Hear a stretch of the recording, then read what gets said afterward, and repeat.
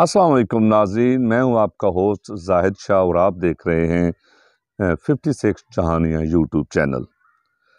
ناظرین، دنیا میں بہت سے عالم، اسکالر، مصنف، ادیب، اداکار، بڑے بڑے جنگجو لوگ آئے اور چلے گئے۔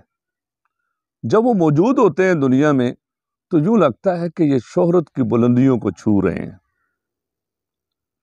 لیکن عجیب صورتحال ہے کہ جس نسل کے لیے وہ قربانیاں دے رہے ہوتے ہیں، چاہے وہ اپنی اولاد ہو یا اس جگہ کی وہ نسل ہو، اس سرزمین کی، ہم ان کے ساتھ اچھا سلوک نہیں کرتے جب ان کی وفات ہوتی ہے۔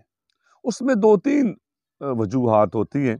ایک، ان کا اپنا رویہ یا حلقہ احباب یا ایلیٹ کلاس کی طرف چلے جانا، یا پھر کچھ ایسا کام کر جانا جو عام عوام کو ان سے متنفر کرتا ہے۔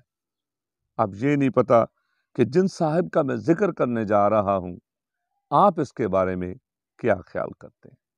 میں آپ کو بتاتا ہوں کہ پاکستان کے سب سے بڑے ناول نگار اور اداس نسلیں کے مصنف عبداللہ حسین، اس کی جنازے کا میں آپ کو سین بتاتا ہوں۔ عبداللہ حسین کا جنازہ اٹھتا ہے۔ سین کچھ یوں ہے کہ جنازے میں صرف 50-60 لوگ جو ہیں وہ شریک ہوتے ہیں۔ مولوی صاحب نے سلام پھیرا، دعا کرائی، اور لوگ تعزیت کے لیے دائیں بائیں دیکھنے لگے کہ تعزیت کہاں سے شروع کریں اور کس صاحب سے کریں۔ مرحوم کا ایک ہی بیٹا تھا، وہ لندن میں رہتا تھا، وہ وقت پر پاکستان نہ پہنچ سکا، چنانچہ وہاں کوئی ایسا شخص نہیں تھا جس سے پرسہ کیا جا سکے، جس سے تعزیت کی جا سکے۔ لوگوں نے چند لمحے انتظار کیا اور پھر گرمی کی شدت کی وجہ سے ایک ایک کر کے وہاں سے چھٹنے لگے۔ تدفین کا وقت آیا تو قبرستان میں صرف 6 لوگ رہ گئے۔ اندازہ کیجئے گا، صرف 6 لوگ۔ مستنصر حسین تارڑ ان 6 لوگوں میں شامل تھے۔ یہ مرحوم کے عزیز ترین دوست تھے، یہ وہاں موجود تھے۔ دوسرا شخص مرحوم کا پبلشر تھا، پچھلی 2 دہائیوں سے، یعنی 20 سالوں سے یہ پبلشر ان کی کتابیں چھاپ رہا تھا۔ اور جو باقی 4 لوگ تھے وہ گھریلو ملازم تھے، جو آخری وقت تک عبداللہ حسین کا ساتھ دینے کے لیے موجود تھے۔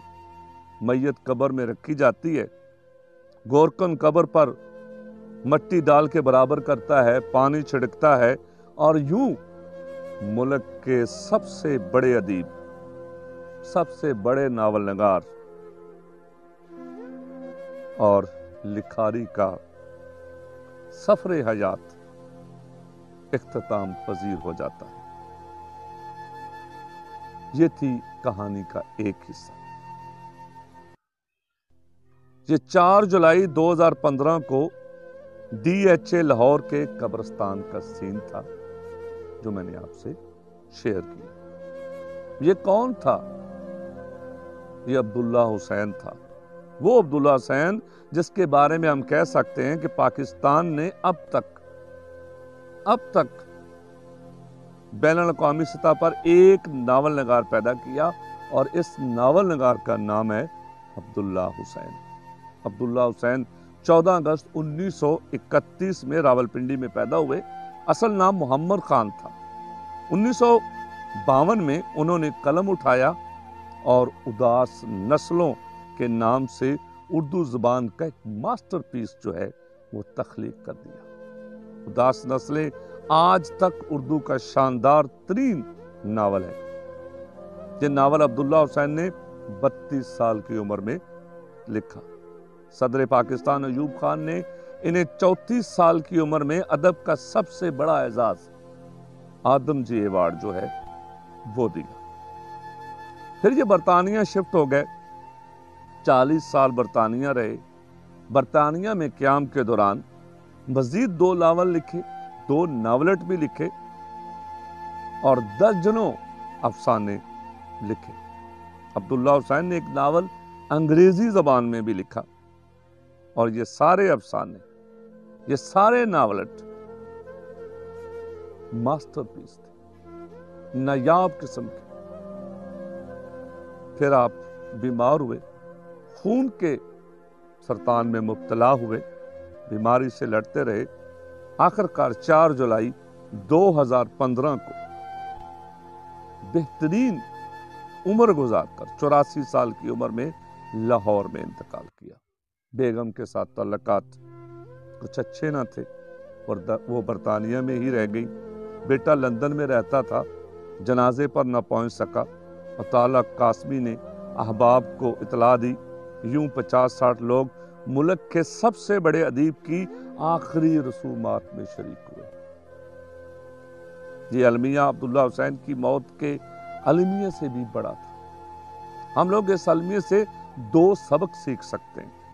ایک سبق ہم عام لوگوں کے لیے ہے، اور دوسرا ریاست کے لیے۔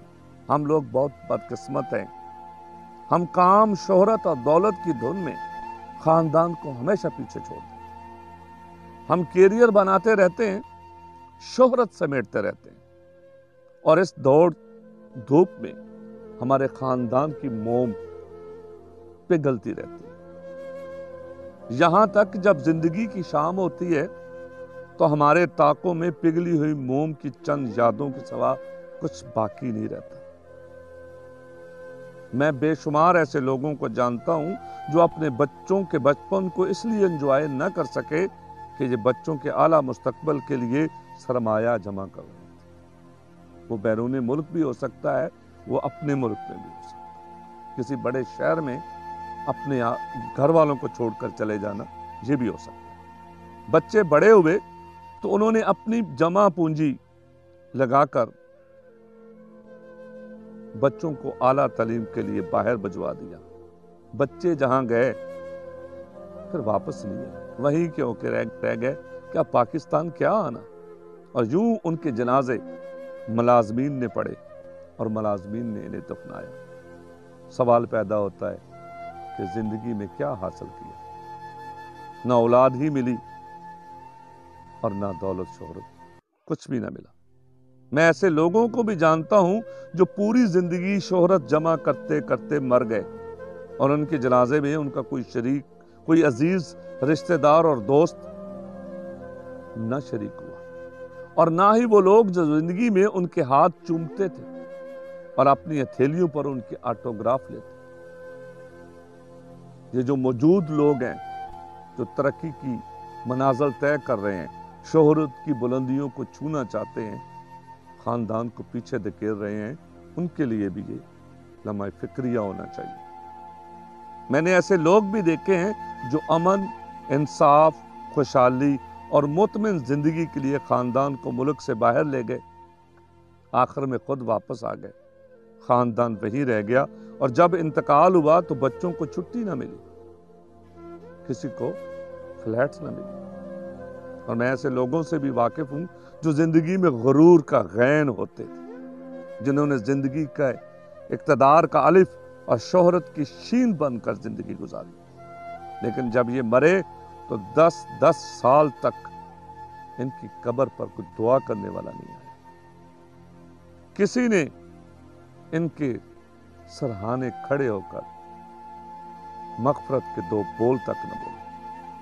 چنانچہ پہلا سبق یہ ہے کہ آپ اپنی اولاد، اپنے خاندان کو کبھی تعلیم، روزگار، کام، شہرت، اقتدار اور سیکورٹی کے نام پر اپنے آپ سے اتنا دور نہ کریں کہ یہ آپ کے جنازے میں شریک نہ ہو سکے، اور آپ کی قبریں 10 سال تک دعائے مغفرت کے لیے ترستی رہیں۔ آپ کو اپنے فکری زوال اور مغربی دنیا کے ذہنی عروج کی وجوہات معلوم ہو جائیں گی۔ یہ وہ چند الفاظ تھے جو میں آپ کے گوش گزار کرنا چاہتا تھا، جو زندگی کی آسائشوں کے لیے اپنے خاندان کو، اپنی فیملی کو یا اپنے وسیب کو چھوڑ کر صرف اس لیے چلے جاتے ہیں کہ یہاں ترقی ممکن نہیں ہے، ترقی کر لینا ہی کامیابی نہیں ہے۔ جو اس راز کو پا گیا وہی کامیاب۔ اپنا بہت سا خیال رکھیے، ہمارے چینل کو سبسکرائب ضرور کیجئے گا۔ اللہ ہم سب کو آسانیاں عطا فرمائے۔ اللہ حافظ۔